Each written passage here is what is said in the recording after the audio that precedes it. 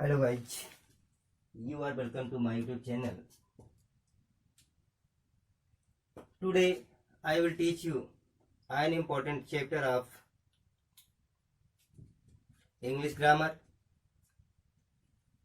Name narration अर्थात direct and indirect speech. Direct और indirect speech English grammar का बहुत ही महत्वपूर्ण चैप्टर है, जिसको समझना और इसके पहले इसकी हम क्वालिटी को बतला देते हैं कि हर एग्जाम में जैसे आपका यूपीएससी का हो गया, यूपीपीसीएस हो गया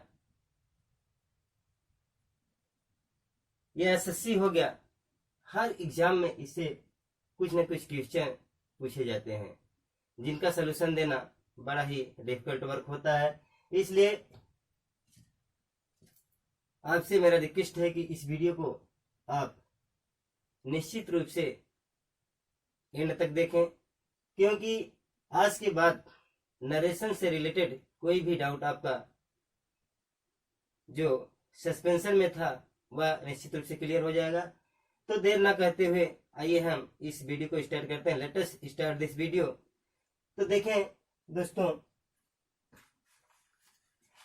नरेशन होता क्या है, पहले इसको देखें। नरेशन मीन्स होता है कथन, स्टेटमेंट, और वक्ता की कथन। जिसे 3-4 लोग हैं, कुछ लोग जो है ग्रुप में आपस में डिस्कशन कर रहे हैं, तो उनके डायलॉग को हम किस रूप में व्यक्त करते हैं, तीसरा व्यक्ति या चौथा व्यक्ति कैसे व्यक्त करता है, उसी चीज को इसमें पहले बताया गया। फर्स्ट देखिए, यहां दिया गया वक्ता के कथन को नरेशन आर स्पीच कहते हैं।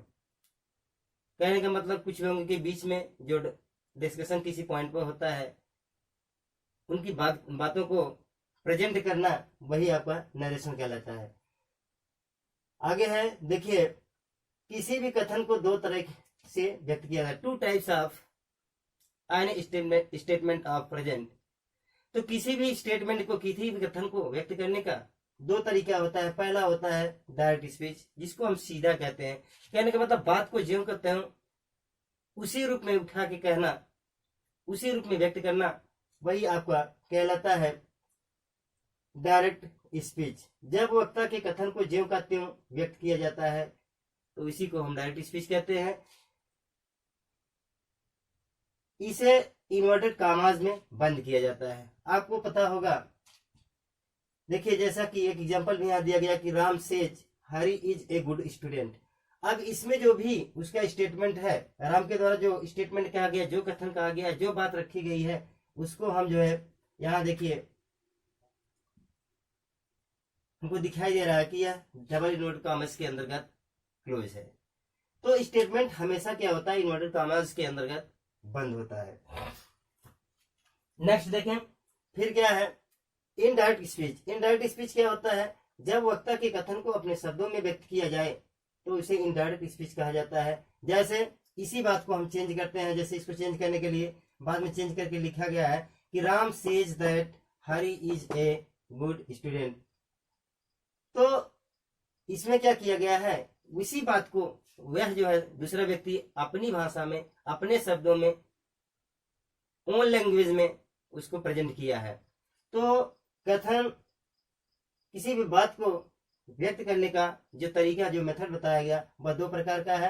अब देखते हैं कि इनडायरेक्ट स्पीच के बाद, जैसे यहां देखिए नेक्स्ट एग्जांपल दिया गया है, Ram says to Shyam Mohan is a beautiful boy.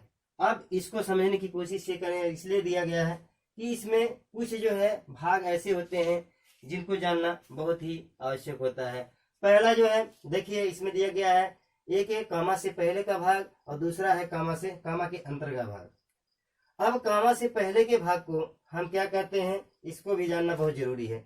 अब देखिए जो कामा से पहले का भाग है, इसे रिपोर्टिंग वर्ब, शॉर्टकट में आरवी कहा जाता है। Reporting verb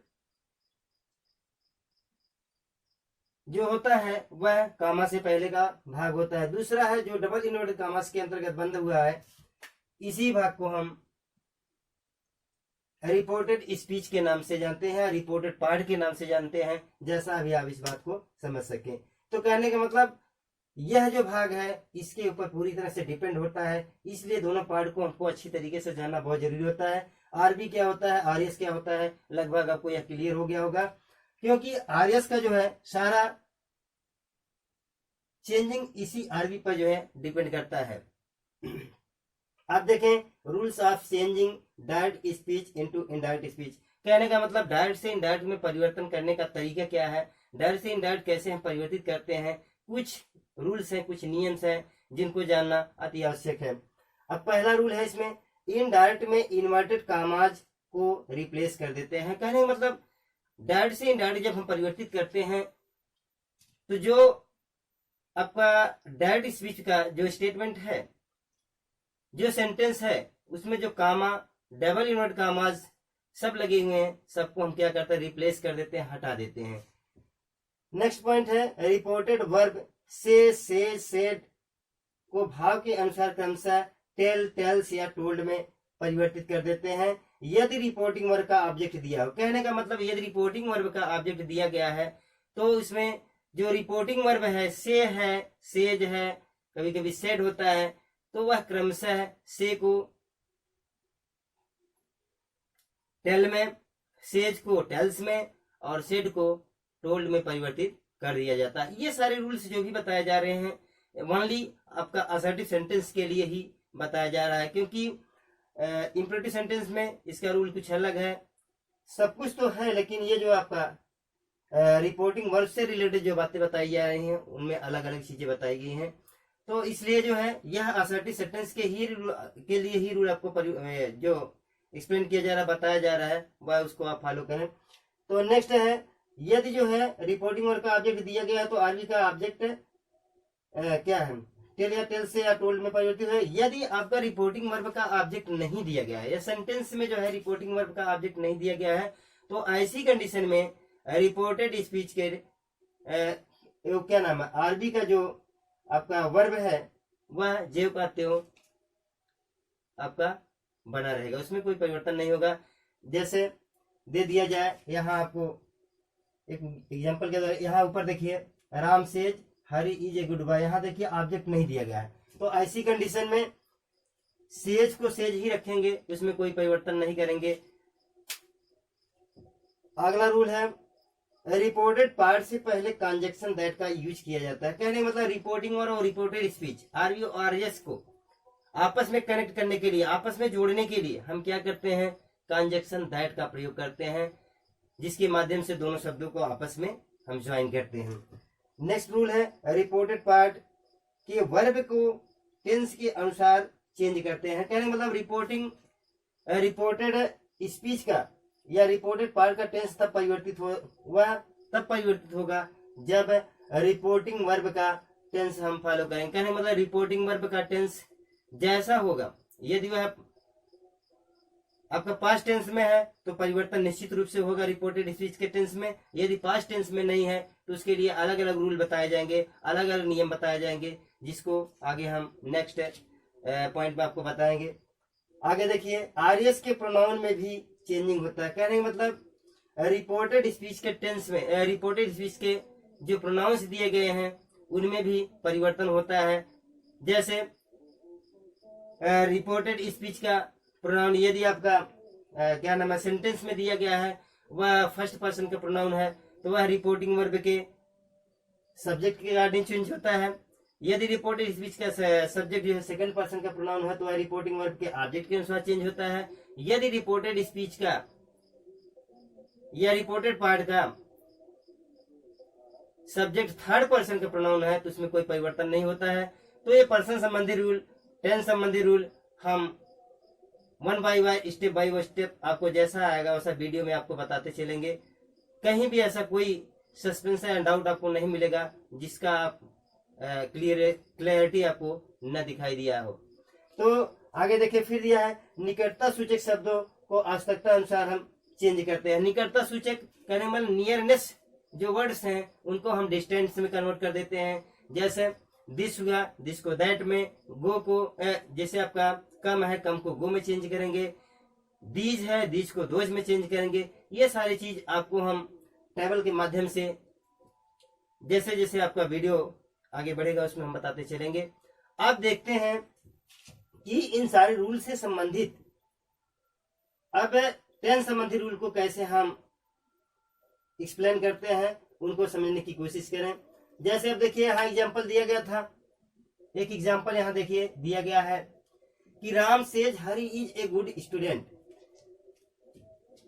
Ram says Hari is a good student, इसको समझे पहले। देखिए अब सारा चीज हो चुका है, इसको हम एरेंज करते हैं। अब समझने की कोशिश करें कि ऐसे इसको हम कन्वर्ट करेंगे इनडायरेक्ट स्पीच में।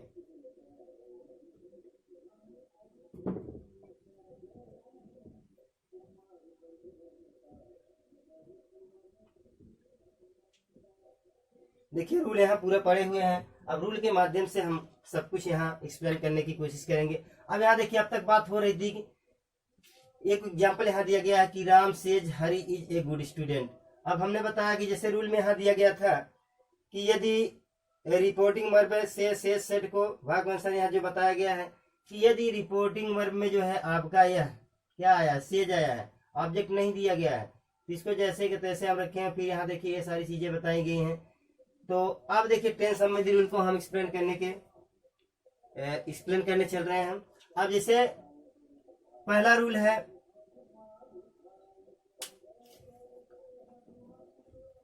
अब देखिए टेंस संबंधी रूल।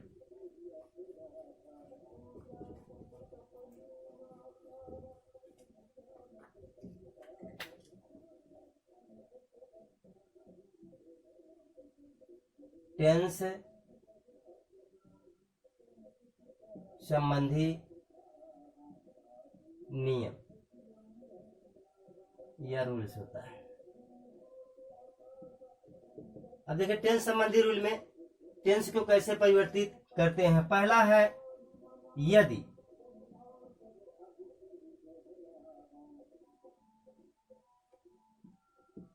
रिपोर्टिंग वर्ब प्रेजेंट या फ्यूचर टेंस में है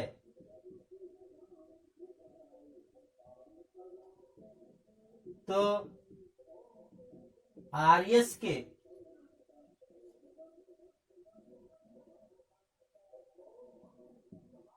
वर्ब के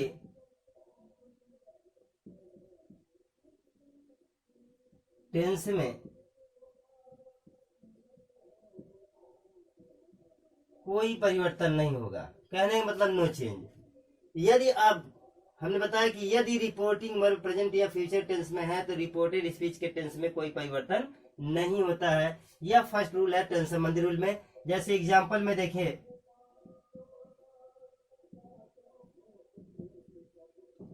एग्जांपल है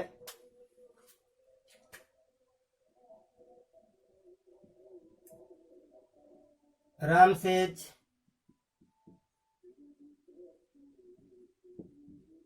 हरी इज ए गुड बॉय। अब इस सेंटेंस को देखें, इस स्टेटमेंट को देखें जो डायरेक्ट का दिया गया, Ram says Hari is a good boy है। अब राम सेज या देखिए सेज प्रेजेंट टेंस में है, इसलिए इसके टेंस में कोई परिवर्तन नहीं होगा। इसको ज्यों कहते हैं वैसे रख देंगे, यह हो जाएगा। जब इसको इनडायरेक्ट में हम चेंज करेंगे ये हो जाएगा राम सेज। फिर दोनों को रिपोर्टिंग वर्ब और रिपोर्टेड स्पीच को जोड़ने के लिए कंजक्शन दैट, असर्टिव सेंटेंस है इसलिए कंजक्शन दैट का कनेक्टिंग वर्ड दैट का यूज करेंगे। और इसके बाद जैसे है इस सारे सेंटेंस को सेम ऐसे उतार के यहाँ रख देंगे, इसमें कोई परिवर्तन नहीं करेंगे। Hari is a good boy, full stop हो जाएगा। अब देखिए इसे जो है इनडायरेक्ट में कन्वर्ट कर दिया गया है, तो ये हो गया Ram says that Hari is a good boy. अब देखिए रूल में फॉलो किया गया है, कंजक्शन दैट का यूज हो गया है और रिपोर्टेड स्पीच के वर्ब को टेंस के अकॉर्डिंग चेंज कर दिया गया है। आरएस के प्रोनाउन में इसमें कोई ऐसी बात नहीं आई है, अभी निकटता सूचक शब्दों का प्रयोग इसमें नहीं किया गया है। ये सारी चीजें आपको स्टेप बाय स्टेप आपको हम बतलाते चलेंगे। अब देखिए इसी प्रकार से नेक्स्ट एग्जांपल लेते हैं। जैसे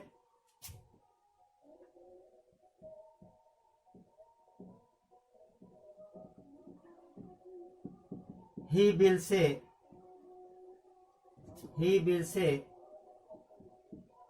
to Mohan,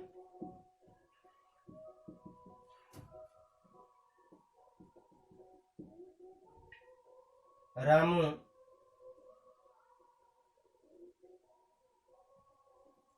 has gone to market। अब इसको देखें, अब इसमें दिया गया है, अब देखिए रिपोर्टिंग वर्ब में ऑब्जेक्ट दिया गया है, तो ऑब्जेक्ट में ऑब्जेक्ट जब रहता है तो ऐसी कंडीशन में चेंजिंग के लिए आरएस कहाँ गया है, ये देखिए यहाँ टेल, टेल्स या टोल्ड में परिवर्तित किया जाता है। अब देखिए यहाँ जो टेंस आया है, बिल लगा हुआ है, रिपोर्टिंग वर्ब आपका फ्यूचर टेंस में है, तो ऐसी कंडीशन में भी इसके टेंस में कोई परिवर्तन नहीं होगा। अब इसको देखें, जब चेंज करेंगे तो ये हो जाएगा he will tell Mohan that. अब इसको जैसे है वैसे आप बता दीजिए, इसमें कोई परिवर्तन आपको करने की जरूरत नहीं, क्योंकि पहले ही यहाँ फ्यूचर टेंस मिला है, इसलिए आरएस के टेंस में कोई परिवर्तन नहीं होगा। अब ये हो जाएगा Ramu has gone to market. तो इस प्रकार से जो है हम टेंस संबंधी रूल में पहला रूल जो बताए हैं आपको वह है यदि रिपोर्टिंग और प्रेजेंट या फ्यूचर टेंस में है तो आरएस के टेंस में कोई परिवर्तन नहीं होता है। और टेंस संबंधी अदर रूल्स जो होते हैं उनके माध्यम से हम अगला चीज आपको बताएंगे।